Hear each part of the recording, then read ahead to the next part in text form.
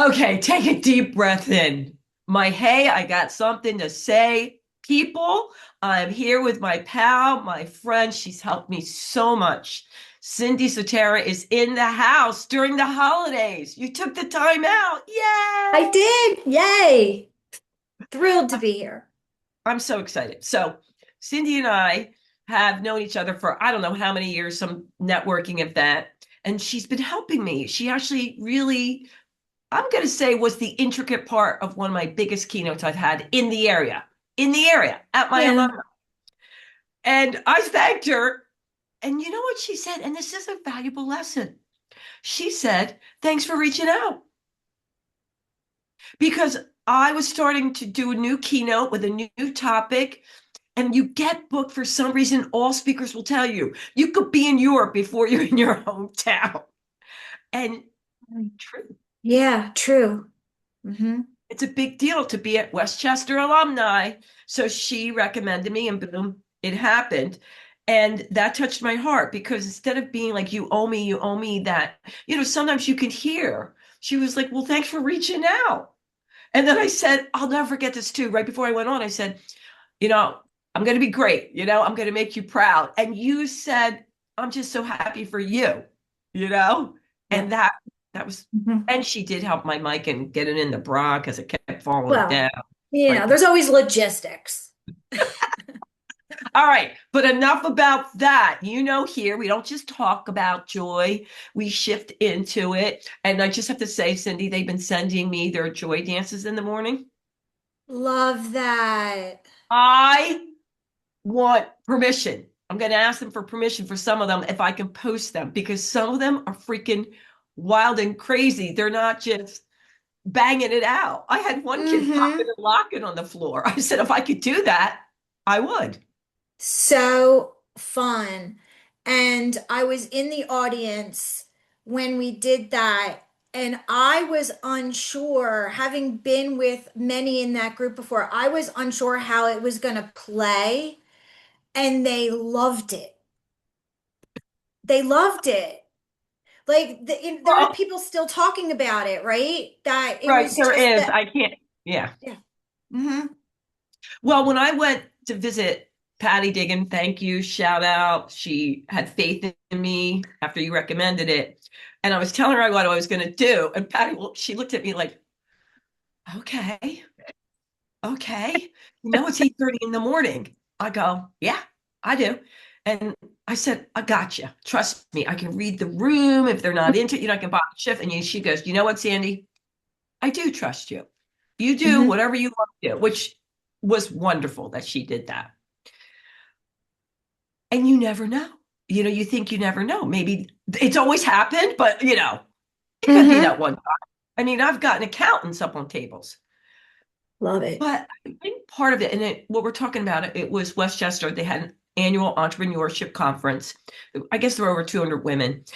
But I feel as if you give the people the right place and permission to let go. And we're all right now wound so tight, stressed out, hmm overwhelmed, anxious, and they were ripping it. And so even when I got up and I said, listen, we're just going to do a stretch warm up just for a couple seconds, they started dancing. So at the end, when you create your celebration, hmm they, I said three people on stage. They ran the stage. Did you see that? They did. They really did. And well, yeah, you gave them the permission and created an environment that felt safe, you know? And I agree, like women entrepreneurs, sometimes we're wearing that armor that we don't want to do anything that might be perceived as silly because we won't be taken seriously. And you just removed that barrier by making it that safe space. So yeah, they did. They ran the stage. I went, I'll give three people books. And I went, okay, I don't have this many. So I'll give the first. All right, well, thank you. And I mean this from the bottom of my heart. You touched my soul with your, no, Oh. no, with your pureness. And I will never forget that because I'm very fortunate. I do have a lot of great people in my life, but I truly come from that abundant mindset. You help others, they help you. It might not even be from that person. You Mhm. never know Hmm. And I I can agree. feel it when that energy is pure. So that's why I said, you have to come on the show. You have to come. So let me tell you a little bit about Cindi before we go on to this. Cindi Sutera is the managing partner of AMS Communications, a boutique public relations and marketing firm serving businesses and nonprofits. She helps leaders turn their work into clear, compelling stories that attract customers, partners, and community support. With experience across corporations, startups, and the nonprofit world, oof, Cindi is known, which they need you so much right now. Cindi is known for building practical strategies that support real growth, not just temporary media buzz. That's so important. She also brings a strong commitment to service, having founded and led a youth, which I want to know more about, focused nonprofit and continuing to support local nonprofits today.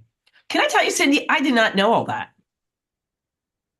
Like you said, for years, we have intersected and circled around and I felt like in the last couple of months, I just got to know you better. And when you invited me to come on, I'm like, I think I might surprise her a few times. I did not know all that. Hmm. So that's a whole nother podcast about the nonprofits that you support. We'll touch into that a little bit. I was at yesterday, it was Giving Tuesday. There was an annual Hmm. with Michelle Snow. I was there and to support. Oh, okay. I didn't know why I was there. It was for Toys for Tots. Okay. I saw it was, Give Back Tuesday, and I didn't read the fine print. And I knew that Nabo was going to be there, my friend Marianne Murtha. And I thought, okay. And I get there, and it's all nonprofit organizations and what they're doing and how they're raising funds. And I'm not a nonprofit, but it ended up being so fascinating and so interesting. And I'm sure you experience this every day. I mean, their freaking grit to get back up, Yeah. find funding, and find a way, even after losing a lot of funding, to help Hmm. others. Oh my God. Hmm. I want to be a better person. I really do. I mean, all they do selflessly, it's crazy. Hmm. I'm Hmm. sure you meet people like that all day, every day. It really is. When I meet someone in the nonprofit space, especially if they are a founder of a nonprofit or they've worked in the space for a while, it's a passion, right? They are driven by a passion for that cause Mhm. that just empowers them to, like you said, just to be gritty and resourceful and tenacious and it can be contagious and it can be overwhelming too. So, I'm also maybe because I've been in that space for a while, when I do work with a founder, I often talk to them about burnout. Because it can sneak up on you. You have to ask for help. Mm.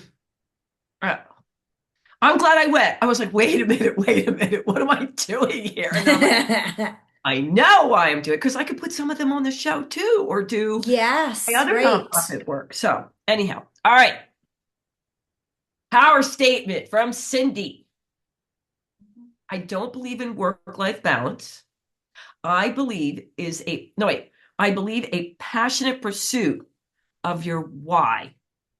Mine is to create moments that matter, build memories from my family, and momentum for my clients. Okay, so let's back up there because Mhm. we got an onslaught of questions about this one. And you hear it all the time, work-life balance, work-life balance. Yep. Recently, people saying there's no such thing, and that's sad. So I want to dive into this more of why you believe it. And the bigger question is, was there something that happened in your life that wait a minute, I got to shift my mindset about this. Hmm. Yeah. As you said, there's always media buzz around work-life balance. And I really thought that, well, like I said, I don't believe in it. But there was a period of time that I did, and I wasted a lot of energy trying to get to it. And it never worked for me. So kind of came to a moment, an aha moment, if you will, when I had three small children and I was trying to find this balance between the work I was doing and my family time. And I was making myself crazy trying to trying to find this balance, like finding the right planner to use, finding the right number of hours to work, finding the right clients. And I was wasting all of that energy. And then I just said, I'm not doing it anymore. For me, there's no such thing as work-life balance. I love what I do. I love my family, and I'm just going to find a way to make it work for me. And so that's what I started to do. I started to implement ways of managing my family time and my work time so that I could fit it all in. All right, I just want to recap so I can hear this. So I get it. And I'll tell you how I've experienced it. And is it the same thing? I love what I do. I've always loved what I do. I love humans. It changes. My mission is to spread joy. We'll get into that later, Hmm. but it's always the same mission. And so there are times that I could work around the clock and stay up and still be energized because I'm working on something Hmm. I can't wait. It's not like I have to, I want to. Yep. And then there's other times, especially during the holidays, don't mess with my holiday season and my family. Right. And they know ahead of time. So it's not ever quite in balance because it changes all the time.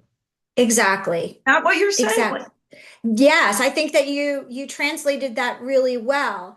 And what upsets me, especially with younger women, early in their career that are chasing this life, this work-life balance or life-work balance. And I want to say like, oh, honey, like don't stress on that. Don't give it the energy. Some weeks you need to spend the entire week with your family, and that's the way it should be. And the work will figure itself out. And then, like you said, there are weeks where I'm really excited about a project or an event, and that needs extra time, and I'm okay with that. I know that I will if there I will not make it up to my family, but there will be other family time and other family things, and it's okay.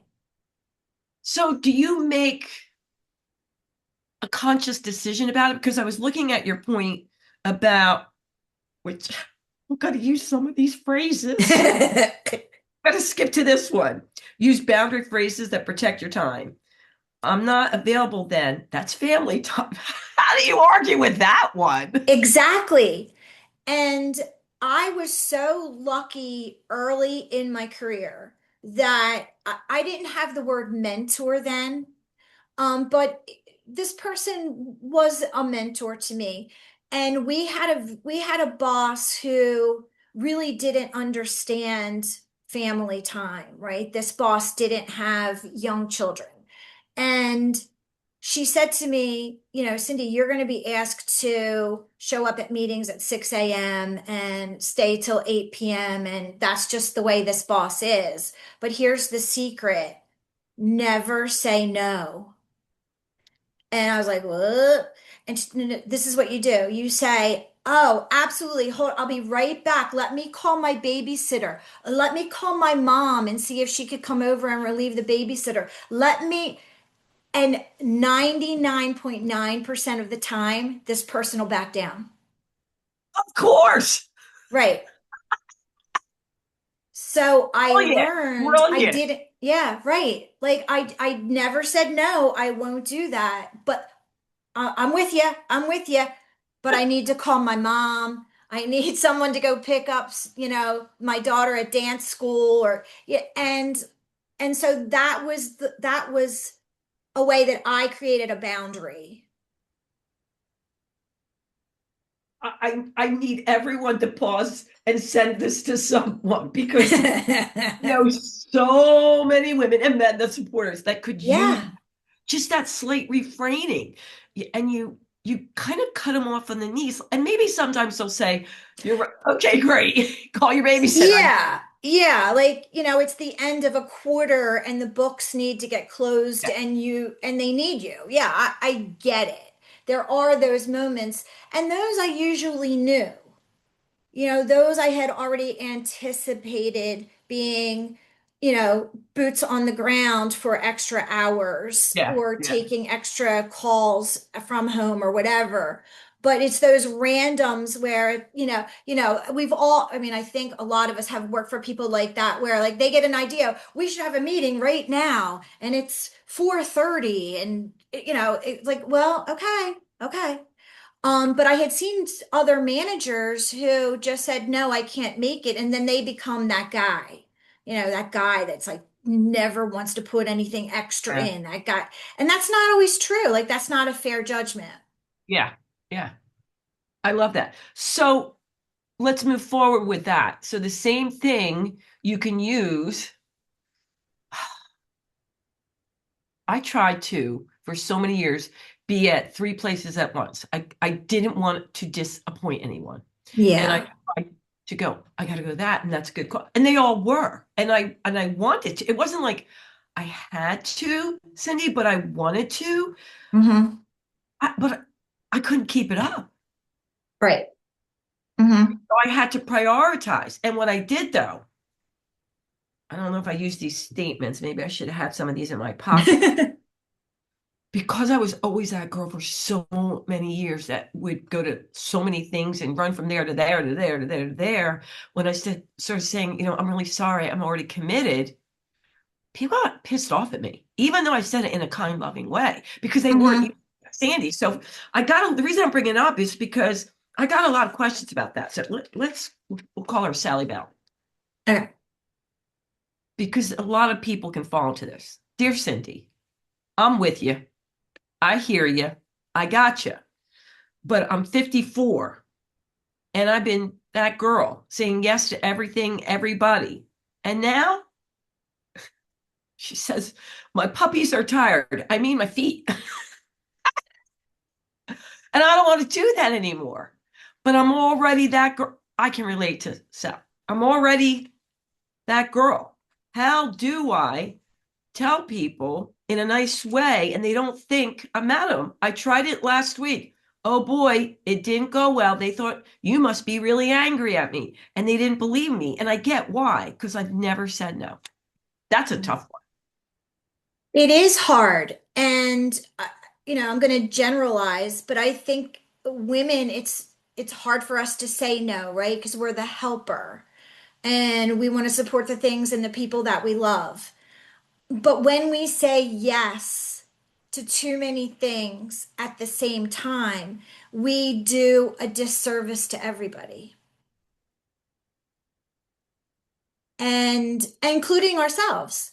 And I Yep. had that situation. I had a nonprofit come to me. I was able to align a client with a nonprofit to get them some really good media time.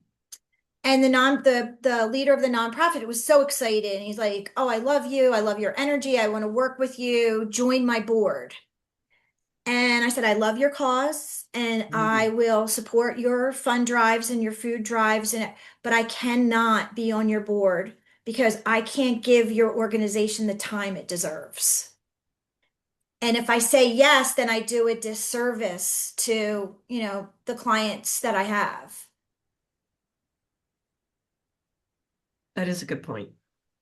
You're right. But Okay. you do have to prioritize. I mean, we know, especially, there are so many great networking groups Oh, and clubs we could go to six things every single day easily. easily. But do we have the energy to give all six things what they deserve and the people there what they deserve? I don't know. I don't anymore. Maybe I No. did when I was younger, but now. And you know what, Cindy? June 1st of this year, my son, who's junior at college, asked if two of his friends could live with us for a couple weeks in the summer. And it ended up, can they live here Mm. for the year, Hmm. another year? While they go to school, there's nowhere to. And so my husband had to change our home. And in doing that,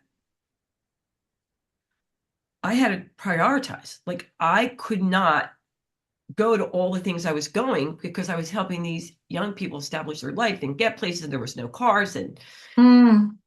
family involvement. So I had to take a step back. I wanted to take a step back. And so I couldn't do nearly what I was doing on the outside, Right. even though I told people the truth. They thought I was lying. Hmm. They thought I was mad at this not all of them, but some organizations thought, did I say something? Did I do something? Like, some of the close friends, but others were like, I didn't, I was, and I said, I'm going to ask City. I don't know what else I could have said. I told them this was what was going on, and I just can't commit to all that stuff while we're committing to this and supporting Right. and all that. Right. There's something else, or I have to just be okay. I, yeah, I mean, listen, I'm not a guru. I'm just going to go off of my experience. And I have a better perspective, I guess, now as getting older and being through a couple, situations a couple of times. It's not my first rodeo. Um, Sometimes it's the person. Mm, Like if you've shown up and now you've said, listen, I just need to take a step back, why don't they trust you? What's going on over there? Something's that- going on over yeah, there. that's a good point. Um, There were half of them did. Like there were, you know what I mean? There were those who really did. So you're right. mhm. Yeah. Yeah, it might And have been that something was going on with them. You're right. I mean, that has happened to me many times. And I've really tried to, like, when someone comes at me that maybe is a little salty or a little spicy, I have to think like, okay, well, what did I do? Did I do something? And if Yeah. I'm really feel strongly like, no, I didn't do anything. So I'm like, okay, they have something going on and I'll find out about it when or if I'm That's a supposed good to. point. You're right. You're right. And think about all the people that did understand, because there were a lot that did Yeah. understand. You know what? He even made me think something. And I think it's our nature. It probably was only one or two organizations or networking things, but they stood out to me versus all the ones that did. Why is Yeah. right? We always focus on the ones that are maybe are a little off or give us some feelings, right? Because you were questioning like, did I make the right decision? Am I letting Yeah. them down? And so you Yeah. start to think, I know it looks so cute. You've got that wild curl. I'm like sitting here going, I feel like Horton, who's the who? The Yes, yeah. yes. Go ahead. All right. So you're fixated on the two Yeah. that, maybe had a little like, wow, maybe she's letting me down, or wow, I was counting on her, or wow, I love her Yep. energy and I'm gonna miss her. Oh, good point.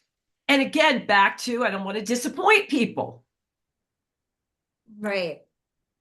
And I think that's common. I mean, I don't want to sit here and be like I'm this guru that has this all down. Sometimes I make the wrong decision, you know? Like sometimes I'll take on an extra client because I think it'll be interesting or I think, it's going to be whatever, for whatever reason. There's a litany of reasons I might. And then it was the wrong decision because it has me stressed out and it has me compromising boundaries and then I have to course correct. Mm. You you say you're not a guru, and I get that, but you have a lot of wisdom from what you've experienced. You've gone through this. You're not Yeah. somebody who just went to school for it. You live it. Mhm. Yeah, And that's how we learn because you're saying, like, listen, I've made these mistakes too, but these are the things that have helped me along the way. And that's what I exactly. want to hear from. And Mhm. also, if I was talking to myself, some of this I might say, but when it's you, sometimes you get emotional about it and you can't see, Yeah. you know, like Yeah. it could have And been, that's where I it just think, missed my energy. yeah, yeah. I think as I've gotten, further into my career, because I do refer to myself as a seasoned PR person. I try not to say older, I say seasoned. I like you did a few words. If someone was salty to me, I got to remember Salty or that. spicy. Yes. Yeah, that's a I, nice way of saying rude. And so you yeah, definitely yeah. are a word crap person. Well, yeah, like I work with words. But because I will catch myself reacting to something that's said to me or an email that's sent to me. And I have to practice like halting and going, wait a minute, before I shoot that snarky email back at them. Good for you. Did I cause this problem? Like, did I overextend myself and this is of my doing? And sometimes it is. Of course. So I have to be honest with myself. Sometimes I overcommit and then I have to get myself out of it. Yeah. I had this rule in my health clubs that you weren't allowed to send an email that wasn't, about just a meeting or facts. If you were going to be upset or, as you say, salty, crude, Right. you no email, no text, talk to the person. Like talk Yeah. to the person. And if you did it 3 times, you were nicely let go. Mm-mm. Okay. No, no, no, no, no. There's no reason for that. There's no, because we had offices. Yeah, you had to walk down the hallway, go to the office. They were actually there in person. Like, talk to the Hmm. person. Don't 10 p.m. at midnight send an email that you couldn't send. Would you be able to say that face to face? Right. Or just vent? Absolutely.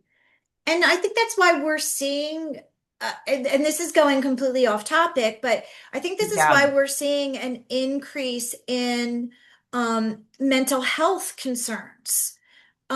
Because so much of our communication is not face to face.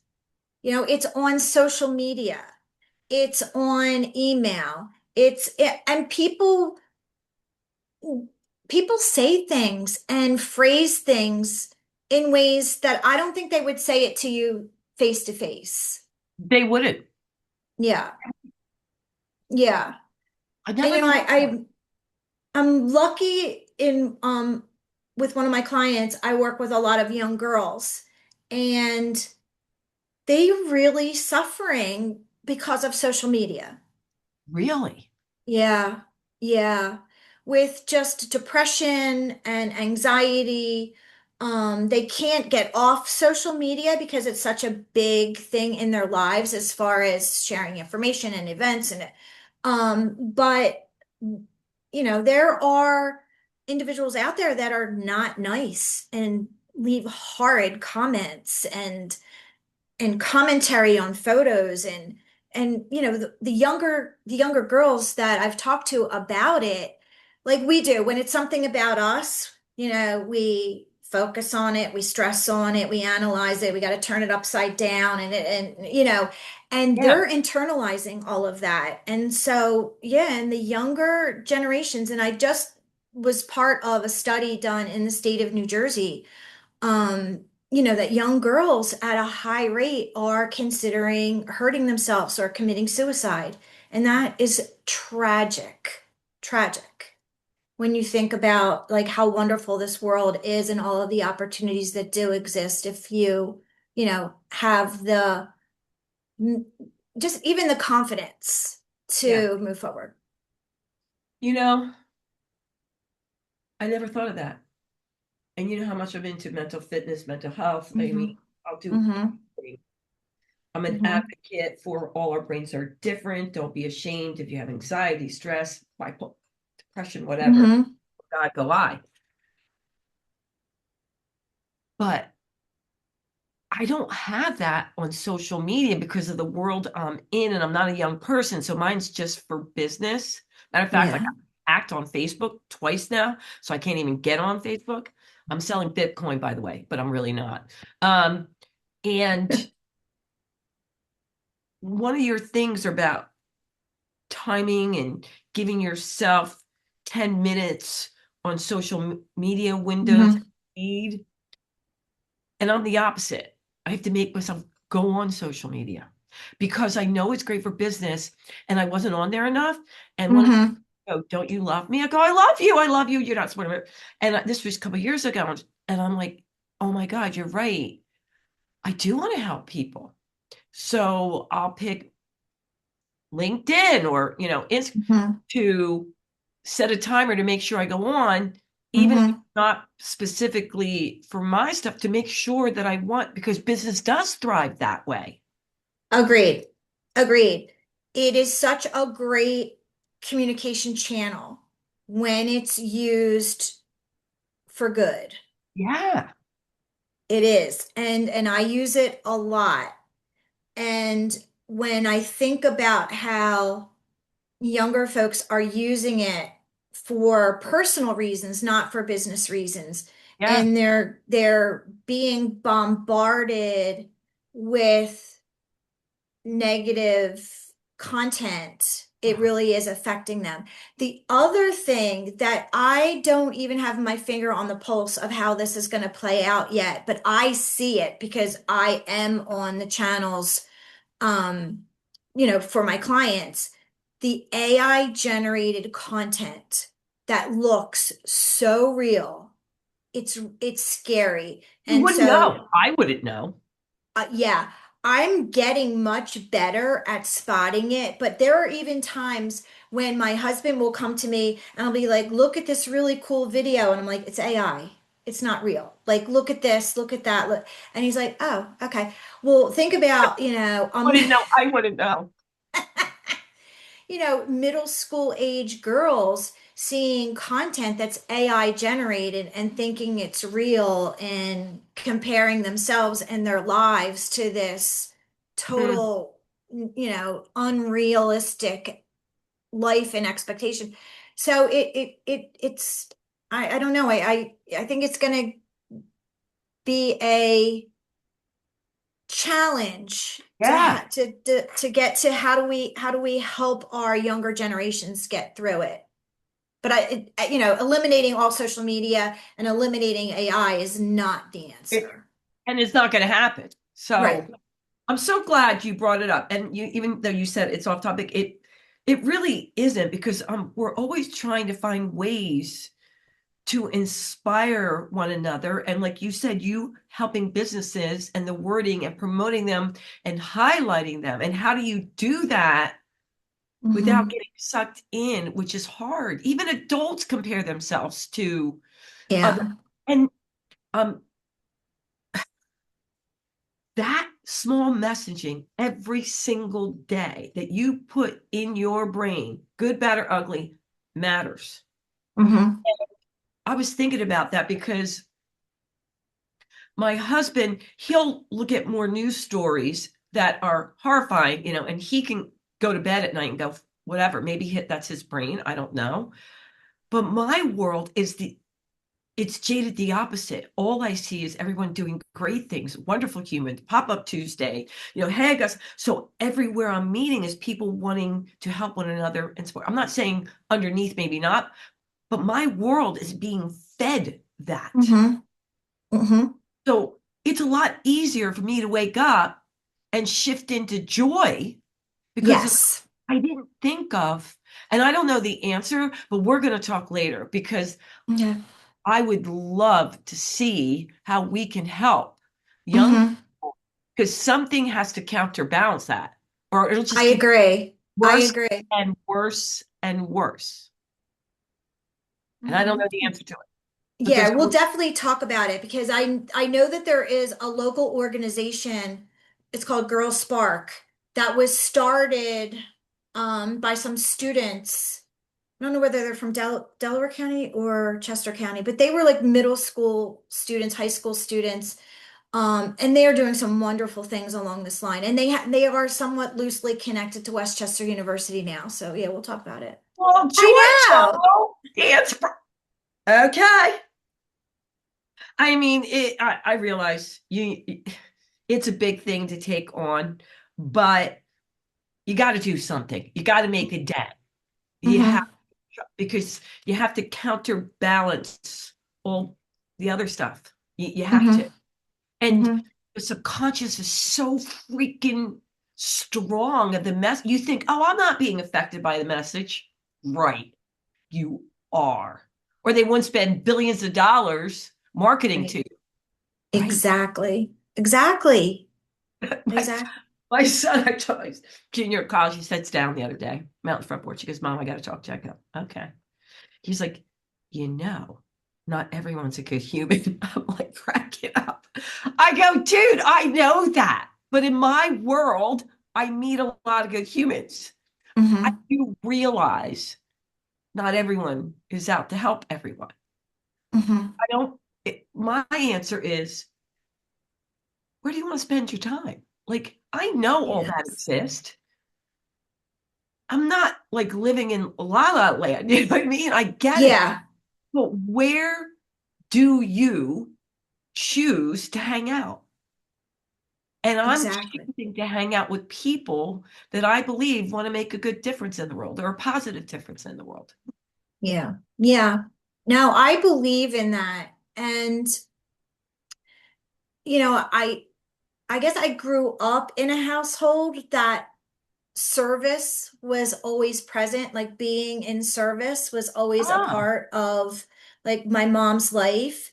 And so as I got older and got opportunities to participate in things I did. And then when I had children, and this is actually how I started in the nonprofit space, was, I wanted to create an opportunity for my kids to be in service, but understand that that doesn't mean that you have to write $1 million check or run a marathon or do something that would seem so overwhelming.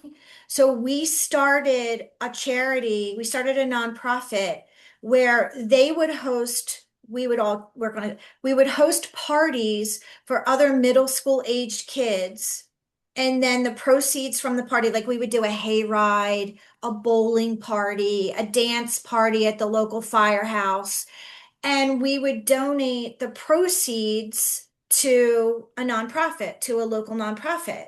So they saw like we were having fun hanging out with our friends and bowling or dancing or hayriding, a fire, bonfire. And then they saw where their money was going and what impact that made. And unbelievable. so, it was just making sure that they had examples of how they as people on this planet could be in service and it could be part of their everyday life. It didn't have to be, something that they did as a career. I want to hug you right now. And your mom. Aw, thanks. Yeah, It's so true. Years ago, when I was just, starting out and I wanted to give back, somebody came on. It was a radio show then, not a podcast. And she said, Sandy, there's so many ways to give back. There's your time, there's your yeah. energy, there's money, you know, Hmm. and also don't think you have to do that one charity if it doesn't light you up. There's so many. So Right. pick ones that you feel very passionate about. Hmm. Right. And there was a big and like you just said, and you know where the money's going. Yes, that was really important because, like you said, there's some, not great people out there. And there are some nonprofit organizations that I'm not saying that they're bad people, but a lot of the money goes to the overhead of the organization. So in my life, it's been important to me to ensure that the majority of the money, if it's money Yes. we give, ends up helping the folks that need it the most. Like I understand an organization has to have an executive director and an organization needs to pay their light bill and that kind of thing. Yeah, But I want to make sure that the bulk of the money and the effort is making an impact on the cause, not just, you know, paying the light bill. you're right. You're right. And I've seen it. I've seen it Mhm. firsthand in some organizations in the city where you're like, there's a lot of layers to get from Yeah. to that. I don't want to go. I don't want to analyze it, but I think I'll go this way. You know what I mean? There's Yeah. Yeah. less layers. All right. Well, I knew I was going to love talking with you on the show, and I knew we would run out of time. But I want to make Hmm. sure we get this one in because this is huge. Okay. Don't decide what you will be when you grow up. To this day, Cindi says, what I want to be when I grow up is evolving. What I am doing today was not even imaginable when I started my business 14 years ago. I got a lot of questions about that one. Okay. Like, we'll go from Betty Boop. What do you mean, Cindi? I'm a sophomore in high school, and it pretty much feels like I have to determine what I want to do, not just next week, but when I'm in when I'm in my 30s, married with 3 kids. Please explain. I felt the same way, Betty Boop. I I felt that I had to declare a major in high school, right? I had to decide what I was going to major in so that I applied to the right college and got registered in the right classes. And what happened is I decided that I was going to be a physical therapist because that seemed like a good idea. I had done some volunteer work with kids, handicapped kids, with their doing physical therapy. And I spent a year and a half in a Hmm. physical therapy major, and I hated every minute of it. And it took me, and then I just thought, well, look, maybe I'm just not smart. Like, I don't know. These Yeah, I science don't classes were so hard. They were so hard, but they were so hard because I didn't like it. It took like me a it. year and a half to realize I just liked doing the volunteer work. I didn't need to be the physical therapist. I gotcha. Okay. So, what and it happened again. I was working for someone and I was taking on all of these various projects. Like I would volunteer for any projects. This was before I was married and had kids. And I would volunteer for any project. And she said to me, Cindi, you really need to focus. Like you took on this project in finance and this project in marketing. And she's like, declare a major. And I was like, but I don't want to because I was really discovering what I liked to do. And the projects let me play in different Yeah. playgrounds. And and now I'm in a place where I'm still trying to decide what I want to be when I grow up, right? I want to like the things that I'm doing. I want to like the people that I'm working with. But even in the marketing and PR space, it's ever evolving. Like if we thought the internet changed business, buckle up because AI is going to change it 10 times fold and 10 times faster. So you have to be willing to flex and move and reconfigure what it is that you're doing, but still brings you that joy and passion. Okay. Well, now I know I'm going to get hammered with let's bring Cindi back for buckle up with the AI business. Oh, Cindi. All right. So let me just recap.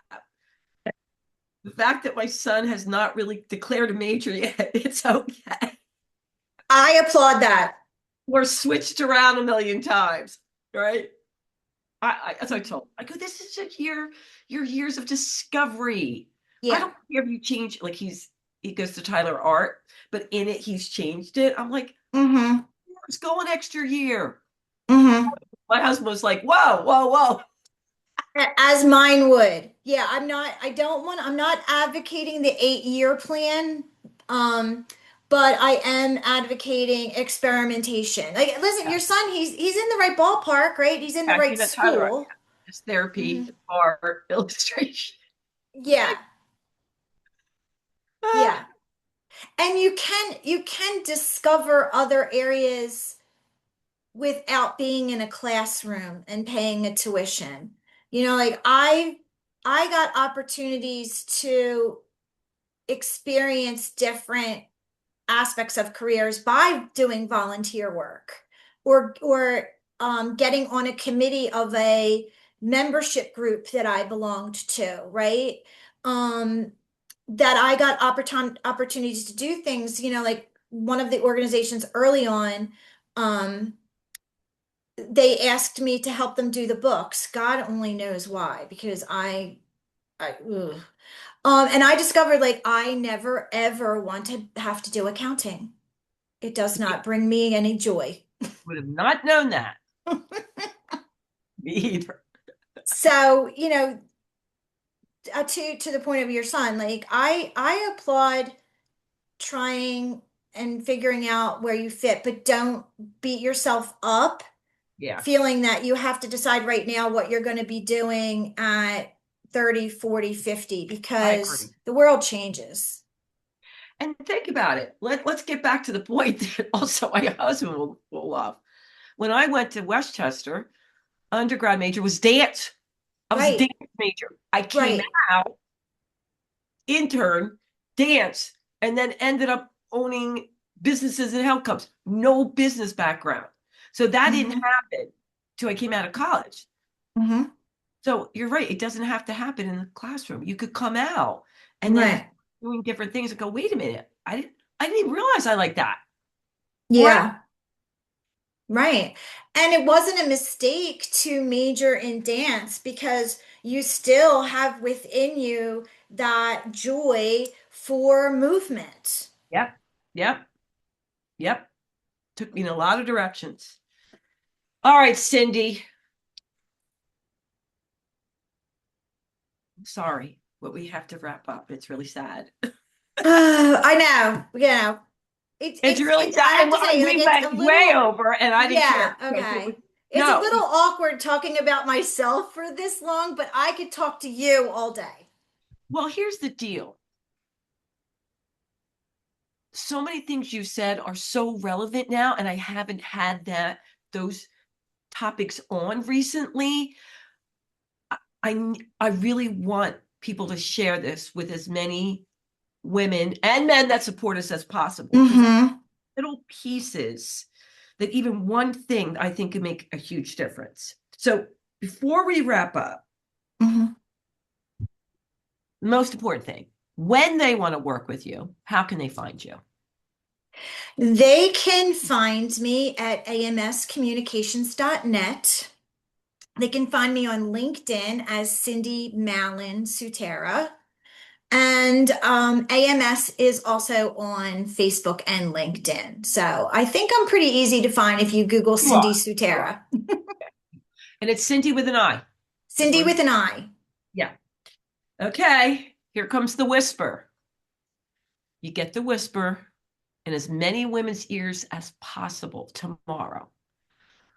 What's the one thing that you would like them to know that you think would make the biggest impact? Like the one truth from Cindi Sutera that you want to tell all the women around the world. That you can make, that you have the power to make an impact today. I don't care where you are, what your age is, you have the power to make an impact today. Just decide what it is you want to do. I like that. Not tomorrow, not later. Mm-mm. Day. Today. Well, I don't have, well, we don't have the time to explain it, but I just think that women underestimate the power that they have, and young women really underestimate the power that they have. They have They have the ability to make an impact if they want to. No, that says a lot. I get it. And it's true. It's not when, it's not if. We always underestimate, not always, so many times we underestimate our abilities. Mhm. Even women that I work with, and I work with top executives behind the scenes, they think, is somebody going to find me out? I don't really know all Mhm. this. Are you kidding me? If I Yeah. had your brains, what I would do with it, I don't. Yeah. Yeah. Okay. My hey, I got something to say, people. I am very appreciative of you. I do feel like I attract the most amazing, beautiful humans. I appreciate all you do for others in the world. I get choked up when I see your messages that tell me how you're helping others and that you always want to find ways to support and help others. I feel I draw in people that have an abundant mindset, and I do not take that lightly. I am truly grateful. Cindi and I would really appreciate you sharing and liking this with as many people that you feel would benefit, or even just one. It'll make a huge difference. And until next time, you know what I'm going to say. Thank you, Cindi, and toodles. Thank you. It was so fun. Thank you so much. You're welcome, Cindi. My pleasure.